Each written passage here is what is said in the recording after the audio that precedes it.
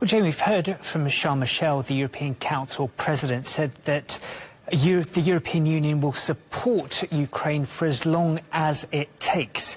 Volodymyr Zelensky, addressing the European Council here in Brussels, says that unity will be a weapon for Kiev, but achieving unity across the various points of this victory plan will certainly not be easy. There are a couple of major sticking points that Volodymyr Zelensky will certainly be hoping to unstick during this visit to not only the European Council here in Brussels, but also at NATO HQ. A few of these points on this victory plan, or one of them is that Ukraine wants to see non-nuclear deterrence on Ukrainian soil. He also wants more long-range weapons to be sent to Kiev with a matter of urgency, without conditions. However, there are major reservations among some European powers when it comes to the threat of Ukraine using them to target positions deep within Russian territory. They warn that could drag European powers into a wider conflict directly with Moscow.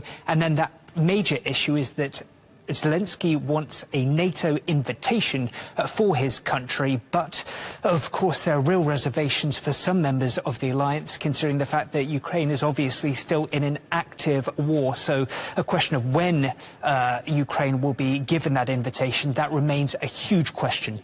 And as EU leaders meet, there are other key issues on their agenda, aren't there? That's absolutely right. The conflict in the Ukraine, the conflict in the Middle East, rather, and the fear of a wider escalation in the region, a huge issue for member states considering here at the Council, as well as that NATO defence ministers meeting up the road here in Brussels. Of course, this comes just a day after GCC leaders were here at the European Council meeting their counterparts from the European Union. And migration is an enormous issue domestically here on the agenda during this meeting at the European Council. We've heard from the Finnish Prime Minister saying that Russia is using instrumentalized immigration. He says that while national policies can be implemented, he says that's not sufficient. He says that European action on the issue of migration is needed.